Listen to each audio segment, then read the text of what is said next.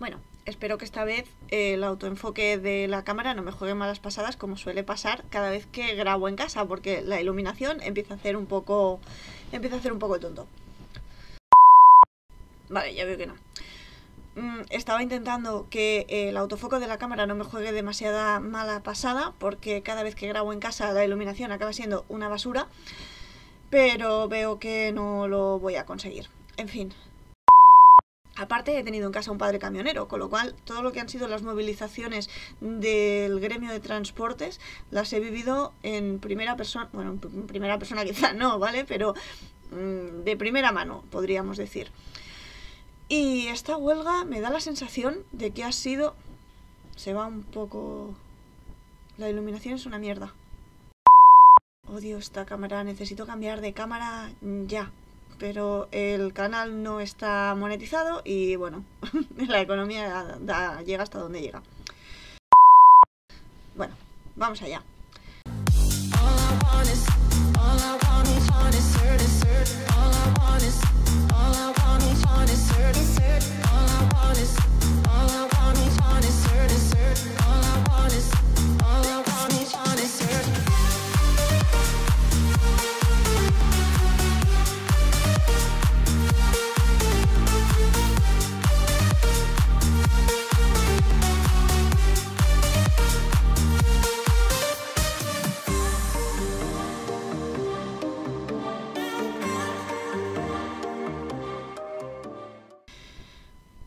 Empiezo a hablar así un poco sobre la marcha porque lo que me cuesta siempre es empezar los vídeos. Luego, una vez que entro en calor, pues ya me suelto y me lanzo a hablar y me puedo pasar media hora. Pero al principio empezar es lo que siempre me cuesta. ¡Qué raro eres! No tienes idea. Quería hablar de la huelga de transportes. Y quería hablar del tema desde mi total y absoluta simpatía por el movimiento sindical. Recuerdo que me afilié a Juventudes Socialistas cuando tenía 20 y pocos años, 21, 22 me parece que fue, con la huelga general que le hicimos a José María Aznar cuando dio aquel decretazo, si no recuerdo mal, creo que fue en el año 2002, aquella reforma laboral que aprobó gracias a su mayoría absoluta, una reforma absolutamente lesiva para los derechos de los trabajadores y trabajadoras. Y contra aquel decretazo, contra aquella utilización tan torticera de su mayoría absoluta, de su rodillo parlamentario, aprobar una reforma laboral tan absolutamente lesiva para los derechos laborales, fue una de las primeras cosas que a mí me hizo movilizarme políticamente. Quiero decir, este es el contexto, ¿vale? Aparte he tenido en casa un padre camionero, con lo cual todo lo que han sido las movilizaciones del gremio de transportes las he vivido en primera persona, bueno, en primera persona quizá no, ¿vale? Pero de primera mano, podríamos decir. Y esta huelga me da la sensación de que ha sido... Se va un poco... La iluminación es una mierda. Bueno, voy a intentarlo, ¿vale? Voy a hacer lo que pueda. Os pido un poco de apoyo y os pido un poco de respeto, que no lo estoy pasando bien, pero bueno. Decía que esta última huelga de transportes me ha parecido bastante descafeinada. No sé si soy la única que tiene esta sensación. La anterior huelga, cuando, bueno, realmente no fue una huelga, en Navidades, las Navidades pasadas, la patronal del sector amenazó con un paro. Este paro fue un paro patronal. ¿En qué consiste un paro patronal y en qué se diferencia de una huelga? Pues básicamente que el paro patronal, un cierre patronal, son las empresas del sector las que cierran. Y esto, yo no soy una experta en leyes, no soy abogada, no soy jurista, pero creo que es ilegal. De hecho, te voy a decir más, lo voy a buscar. Porque estoy razonablemente convencida de que un paro patronal es ilegal. Si el cierre es ilegal, un cierre patronal es la respuesta de una empresa a los trabajadores que disputan condiciones o planean una huelga. Durante un cierre patronal, los gerentes no permiten que los trabajadores vengan a trabajar hasta que estén de acuerdo con los términos de la compañía. Normativa que lo regula... Solo admite el cierre Nuestro derecho solo admite el cierre patronal en los siguientes casos: si existe un notorio peligro de violencia para las personas o daños graves para las cosas. Bueno, esto es poner el movimiento sindical casi al nivel de terrorismo, pero bueno, en fin. Nuestra legislación es la que es. No basta con meras sospechas, el peligro ha de ser cierto y grave, poniendo en serio riesgo la integridad física de las personas o exigiendo la salvaguarda de los bienes materiales de la empresa. Vale. Cuando se produce una ocupación ilegal del centro de trabajo, yo creo que esto tampoco aplica. En caso de riesgo de que se produzca la ocupación ilegal del centro de trabajo y si hay irregularidades en el trabajo o conflictos laborales que impidan gravemente el proceso normal de producción. Vamos, que un cierre patronal considerado como una huelga de las empresas de un sector, de la patronal de un sector, un cierre patronal en este contexto para presionar al gobierno, nuestra legislación no lo contempla. Así de sencillo. Entonces, el cierre patronal con el que amenazaron las empresas del sector en las pasadas Navidades no está amparado por el derecho de huelga ni está amparado al menos por nuestra legislación actual. Fue una medida de presión que, por lo que tengo entendido, consiguió sus reivindicaciones. En este caso no estamos hablando de un cierre patronal, estamos hablando de una huelga. Esta huelga, en primer lugar, tiene que estar amparada por un sindicato que convoque. Por lo que he leído, parece ser que no hay ningún sindicato que lo esté convocando. Lo que hay es una asociación que llama al paro. Esto es muy distinto de una huelga. Para que una huelga tenga cobertura legal, con todo lo que eso implica, que te descuenten el día de trabajo, que te descuenten la seguridad social de ese día, la parte proporcional de vacaciones, la parte proporcional de pagas extras, etcétera, en casos generales, ¿vale? Estoy hablando, en ese caso, en caso de que sea una huelga con todo lo que ello implica, tiene que estar convocada oficialmente por un sindicato y estar comunicada dentro de los plazos, etcétera. Aparte del decreto de servicios mínimos, etcétera. Bien, en este caso, por lo que he leído, no había ningún sindicato que convocara, lo que había es una asociación que llamaba al paro. Cuando de lo que estamos hablando es de un paro y no de una huelga, aquí no rigen los mismos derechos. Por hacer huelga, por ejemplo, no te pueden despedir. Luego, otra cosa son las represalias que hayan, que en muchos casos sabemos que las hay, pero que al menos sobre el papel se deberían poder demostrar y es un despido nulo. En caso de que te despidan como represalia por haber hecho huelga, eso sería considerado un despido nulo. En cambio, si a lo que estamos haciendo es llamar a un paro, aquí no hay cobertura legal y por lo tanto, si secundas el paro sí que te pueden despedir, aparte de que te descuenten el día, etcétera. Pero eso es absentismo laboral. No es huelga. La huelga tiene unos derechos, es un derecho fundamental, está recogido dentro de los derechos fundamentales, mientras que el derecho a hacer paro un día no está recogido como mecanismo de protesta. Puede ser un mecanismo de protesta, pero no está amparado legalmente. Con lo cual, por parar un día, sí que te expones a una serie de represalias, ya no solamente que te descuenten el día, sino que te puedan expedientar. O sea, quiero decir que tú puedes protestar y puedes tener muchos mecanismos de protesta, pero el derecho de huelga tiene unos requisitos y unos derechos y unas obligaciones. No simplemente consiste en faltar un día al trabajo de una manera organizada y ya está, sino que tiene sus requisitos. Y en este caso, por lo que he leído, y si me equivoco me lo decís en los comentarios, creo que no se han cumplido, al menos para poderlo llamar huelga de transportes. Al parecer, esta asociación, por lo que he podido intuir, por lo que me han comentado en algunos círculos, parece que está vinculada a Vox. Y bueno, uno de sus portavoces es un friki de cuidado al que le patina el embrague y que da gusto. Y eso, pues la verdad, tampoco ofrece mucha confianza como para poder apoyar sus reivindicaciones. Y esto conste que lo digo desde la total y absoluta simpatía por el movimiento sindical, como decía al principio, y en particular por las demandas del colectivo de transportistas, con las que empatizo de una manera solidaria y total. No parece que sea el caso. Lo cierto es que me gustaría tener más certezas que dudas, pero no es el caso.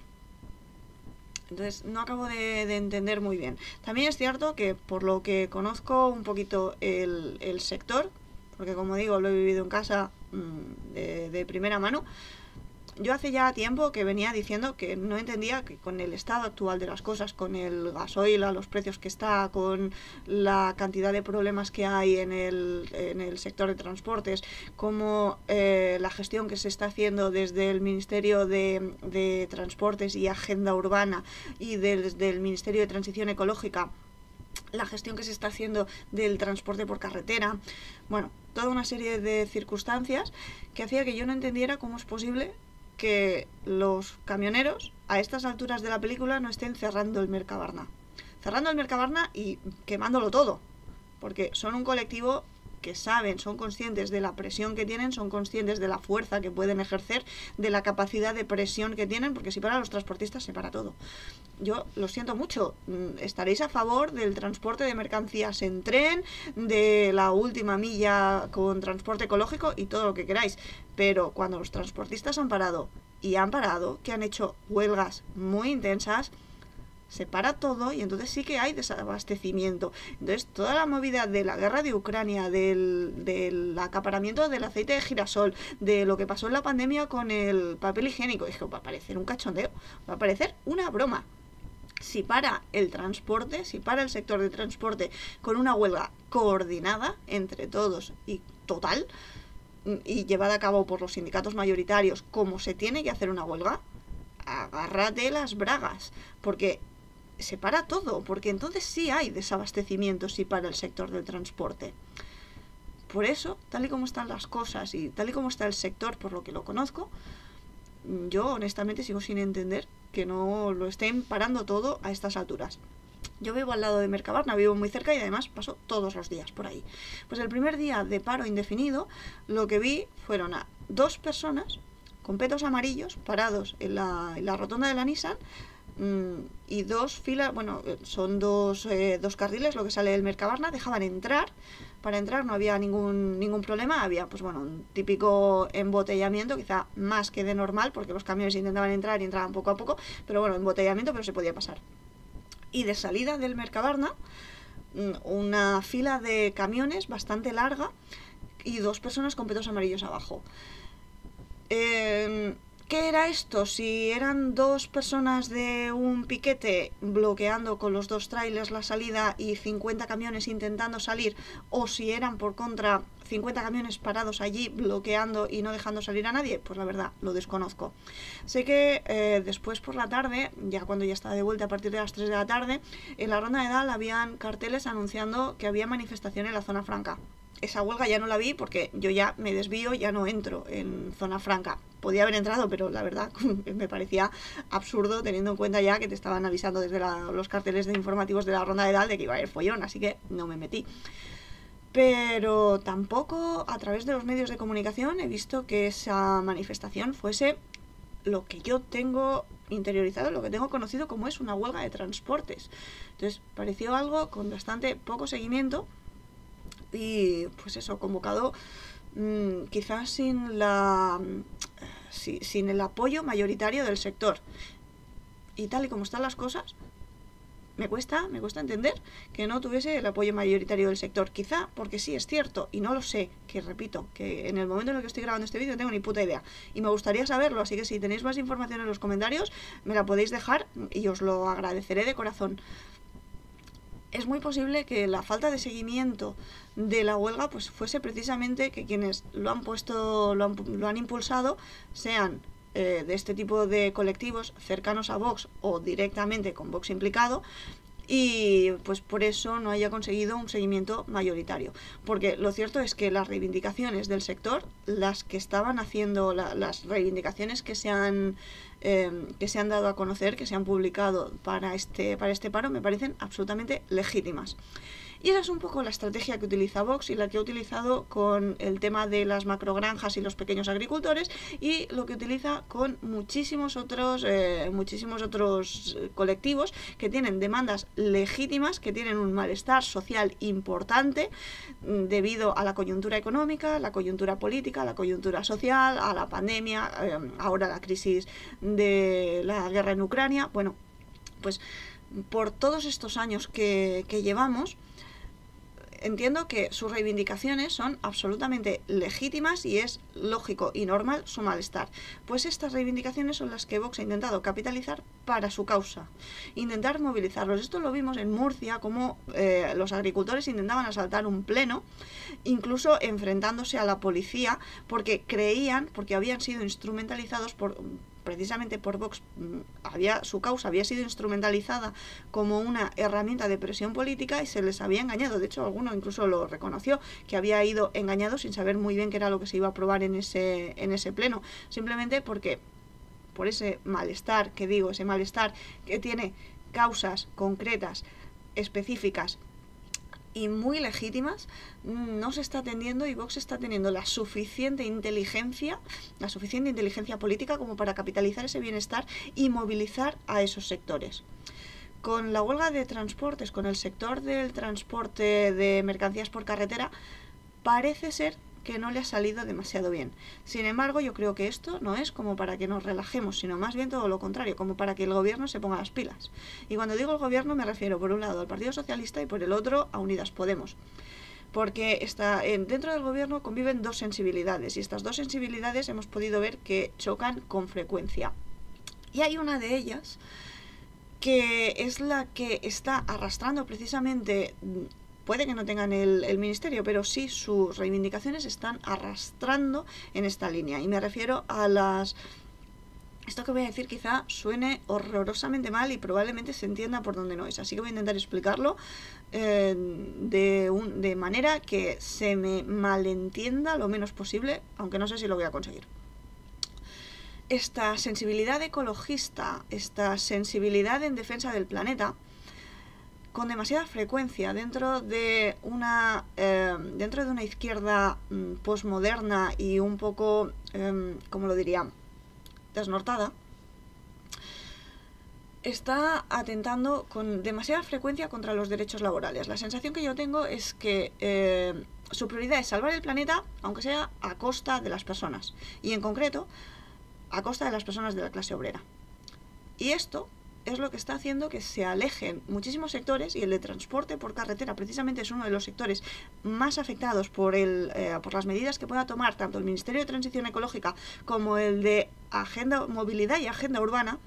Son las medidas que vayan en que tomen estos dos ministerios, afectan muchísimo al sector del transporte por carreteras. Estoy pensando, por ejemplo, en cosas como la zona de bajas emisiones de Barcelona. 90 kilómetros cuadrados de zona de bajas emisiones, un área de exclusión, la más grande de Europa, que está afectando al transporte por carretera. La intención es excluir incluso de la circulación, no dentro de las rondas, sino por las mismas rondas, a aquellos vehículos que tengan etiqueta amarilla. Y estos vehículos afectan tanto a camiones, furgonetas, turismos, motos y cualquier otro tipo de vehículos. Claro, si tú tienes un camión que pagas ponle 10 años y estás a 10 años de jubilarte, cambiarte el camión significa que apenas lo amortizas prácticamente y te obligan a tener que cambiártelo, porque si no, directamente no te dejan circular. Entonces, ¿qué es lo que están haciendo? ¿Mandarte al paro con 55 años? Errejón, una de las cosas que comentó en una entrevista que concedió a La Sexta fue que a él no le importaría pactar con la derecha para impulsar medidas ecologistas. Y el SER comentó en cierta ocasión que su proyecto político era dirigido a una izquierda, como lo dijo, más verde y menos obrera. Y este es el problema. Que sois unos vendeobreros. Este es el problema precisamente. Que sois unos traidores a la clase obrera. Y eso es lo que está haciendo que Vox sea capaz de capitalizar todas esas demandas sociales y laborales a las que estáis dando la espalda. Porque salvar el planeta a costa de la gente no os va a traer a vosotros políticamente nada bueno. Pero es que a nosotros, menos aún. Y yo, pues mira, lo siento, lo voy a decir así de claro. Si el objetivo es salvar el planeta a costa de la clase obrera para que los ricos lo disfruten, por mí, como si explota con todos dentro. Y este creo que es uno de los grandes problemas que tiene la izquierda hoy en día, y es precisamente lo que está consiguiendo que Vox, con esa inteligencia política, acabe capitalizando el malestar de la clase obrera, a la que despreciáis, a la que consideráis lumpen, a la que habéis abandonado porque la consideráis de clase baja, porque os consideráis pobres, porque es que este elitismo cultural y político, que es lo único que podéis ofrecer como izquierda, nos acaba alienando y nos acaba echando en brazos de la ultraderecha. Entonces, joder, poneos las putas pilas. Sí, estoy bastante cabreada y me jode porque yo misma podría porque yo misma podría estar a favor de esas reivindicaciones de esta huelga de transportes. Y de haber salido bien, me habría alegrado. ¿Que lo promueve Vox? Pues nos hemos jodido. Este es el problema. O sea, dejar en manos de Vox la defensa de la clase obrera. Porque Vox está, joder, que está en contra del derecho de huelga. Me cago en Dios. Que ha montado un sindicato para dar apariencia de lucha obrera a lo que es ni más ni menos que un modelo de Estado corporativo en el que patronal y sindicatos, patronal y plantilla, se supone, según su modelo, que tienen los mismos intereses. ¿En qué mundo? O sea, y aún así les estamos dejando que acaparen ese espacio, que acaparen ese discurso. O sea, su sindicato, el sindicato Solidaridad que han montado, es un sindicato amarillo, es un sindicato vertical, que no defiende los intereses de la clase obrera. No es un sindicato de clase, es un sindicato que está en contra del derecho de huelga. ¿Dónde puto se ha visto eso? Bueno, sí, ¿dónde se ha visto? Os puedo dar unos cuantos ejemplos. Se ha visto, por ejemplo, en Fetico, dentro del comercio. Y Solidaridad lo que pretende es exportar ese modelo precisamente a todo el modelo sindical. Joder, darle apariencia de legitimidad al modelo de Vox y conseguir que acaparen ese sector, ese malestar social, hostia puta, es dejarles que disparen a portería vacía. Y así nos va. Y así están subiendo como la espuma. Así van a Castilla y León a gobernar. Y como sigamos así, es que van a acabar sumando. PP, bueno, Ciudadanos ya está prácticamente desaparecido, pero PP va a acabar sumando con Vox. Y no tienen absolutamente ningún problema, como ya se ha visto tanto en Murcia como en Castilla y León, en meterles en los ministerios, en las consejerías. Porque con tal de tocar poder les da completamente igual meter a la ultraderecha. Olvidaros de cordones sanitarios. Con el PP, los cordones sanitarios a la ultraderecha no son posibles. Porque si le hacen un cordón sanitario a la ultraderecha no gobierna el PP. El PP no vuelve a gobernar. Porque no suma. Porque antes, hasta que Vox empezó a crecer, la gente que les votaba era su propio electorado. Y ahora este electorado se ha fragmentado, se ha dividido, pero eso no significa que dejen de sumar. Siguen sumando. Y esto es un problema. Y lo peor aún es que están ocupando espacios que antes no ocupaban. Con Feijóo, el PP puede ocupar ese espacio de centro moderado reformista, partido de orden, etcétera, y Vox acaparar nuevos sectores sociales a los que antes no llegaban, aparte de la extrema derecha que estaba dentro del PP y que ahora no necesita seguir votando al PP porque tiene otra alternativa. Otra alternativa con capacidad de gobierno, con capacidad de llegar a alianzas, de facilitar gobiernos como ha ocurrido en Andalucía o directamente de formar parte de gobiernos como está ocurriendo en Castilla y León. Entonces tienen esa alternativa, no necesitan votar a Falange, no necesitan votar a España 2000 o otro tipo de opciones minoritarias que no tienen opción a gobernar. Tienen una opción. Y tienen una opción que tiene representación parlamentaria, que tiene visibilidad en los medios de comunicación y que tiene opciones a gobernar. Entonces, ya no necesitan seguir votando al PP, pero que no necesiten seguir votando al PP no significa que no sumen y que juntos no puedan llegar a pactos de gobierno. Y como suman, más vale que los tengamos en cuenta. Pero es que además Vox tiene la suficiente inteligencia política y ahí es que me tengo que quitar el sombrero delante de sus estrategas. Lo siento. O sea, aborrezco su programa, pero sus estrategas son genios malignos. Una de las cosas que están consiguiendo primero es instrumentalizar al movimiento feminista.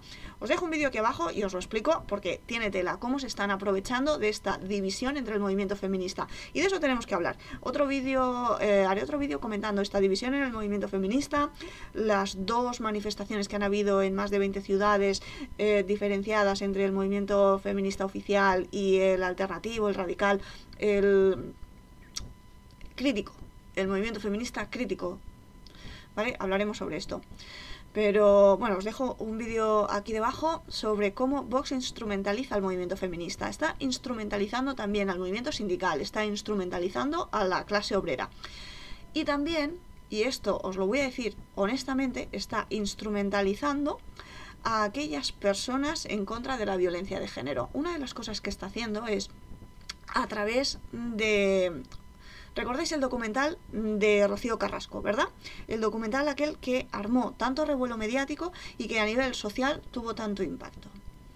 Bueno, pues todas las semanas, todas, en los hashtags que puedo ver en Twitter relacionados con el apoyo o la posición contraria a Rocío Carrasco, la posición favorable a Antonio David, a su familia y a ese modelo tradicional de familia, estoy viendo cada semana cómo son una vía de captación de personas que están en contra de Rocío Carrasco, cómo les están captando para esa causa, para luchar en contra de las denuncias falsas, de esa ley que discrimina a los hombres, etcétera. Y sí, digo captar porque, bueno, aparte de que da la sensación de que son casi una secta, no sé hasta qué punto está dirigido por bots, pero que está dirigido y coordinado por personas a sueldo. Vamos, no tengo pruebas, pero tampoco dudas, es que pongo la mano en el fuego. Y sí, hablo de que están captando a gente que hasta ahora estaba en la abstención. Los hashtags y estas campañas que se mueven en contra dentro de los programas tipo Sálvame y en este entorno, tenemos ahí a un gran colectivo de personas que tradicionalmente han sido despreciados por la izquierda, que han sido tratados con desprecio, con condescendencia. Los que ven Sálvame, los que ven Telebasura. Un colectivo de personas que han sido despreciados por la izquierda política, que han sido ninguneados y tratados con condescendencia. Cuando algún político ha llamado a Sálvame, ha entrado por teléfono, se ha montado el gran escándalo porque esto era algo prácticamente inconcebible. Y forman parte, la audiencia de estos programas, de un colectivo que es muy probable que aumente, que formen parte de la abstención. Un colectivo de gente que te dice sin ningún tipo de problema: yo de política no entiendo, todos son iguales, todos roban, solo miran por su propio interés. Este tipo de frases os la puede decir. Estoy convencida de que dentro de vuestro entorno conocéis gente, y me podéis explicar el perfil al que responden. Podéis describir cómo son sociodemográficamente este perfil. No hace falta que yo os lo describa. El perfil de gente que te dice este tipo de frases. Y veréis si encaja o no con la audiencia de este tipo de programas. Y veréis si encaja o no con estos grupos sociodemográficos ninguneados por la izquierda política. Pensad en quién os diría este tipo de frases. Yo de política no entiendo, a mí la política no me interesa, son todos el mismo perro con diferente collar, solo miran por su propio interés, todos van a llenarse el bolsillo. ¿Quién os diría este tipo de frases? Seguro que le ponéis cara, nombre y apellidos. ¿Sí?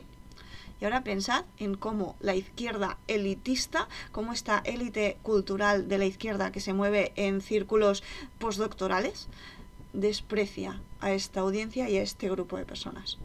Y entonces entenderéis por qué Vox ha ido a pescar ahí a ese colectivo y por qué lo está consiguiendo con mucho éxito, porque aquellas personas a las que directamente Rocío Carrasco les cae mal, que puedan pensar que son malas, que es una mala madre, que mira lo que ha hecho, que es su hija, que no sé qué, que tendría que perdonarla, que una madre lo perdona todo, que una madre lo da todo por sus hijos, en esos colectivos es donde Vox está pescando y está lanzando sus redes en contra de la violencia de género, en contra de la violencia de género no, en contra de la ley que protege a las mujeres contra la violencia de género.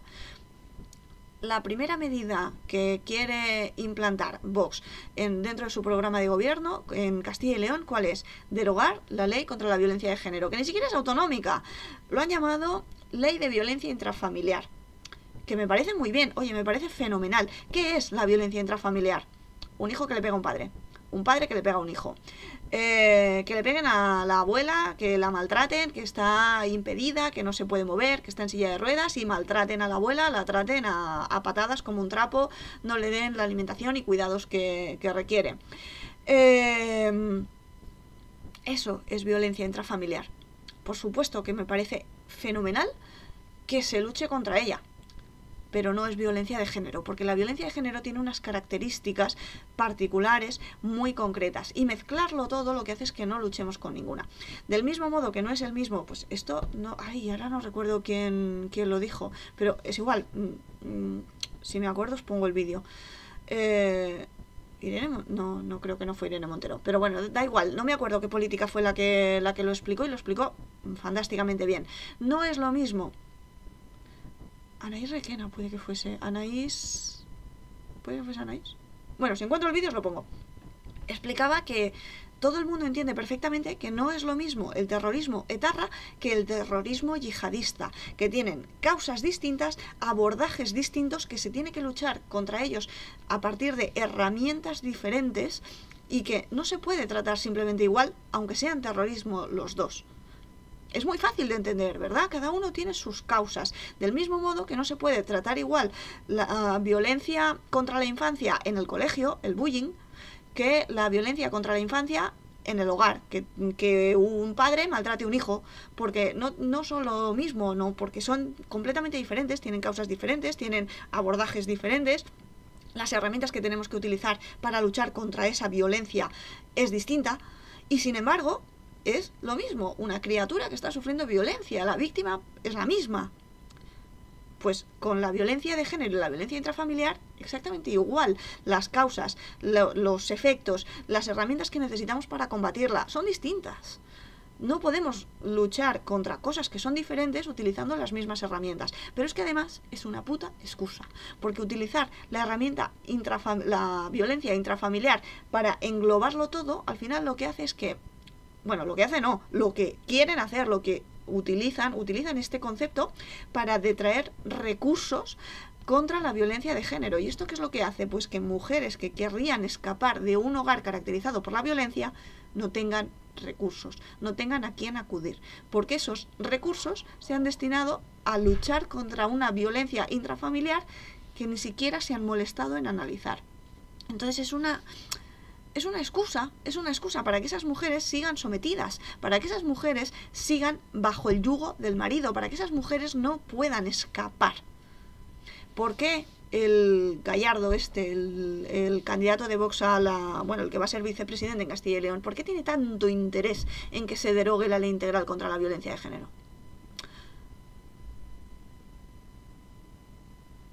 No sé, dadle una vuelta. ¿Por qué tanto interés? Quizá tiene un interés personal. En fin.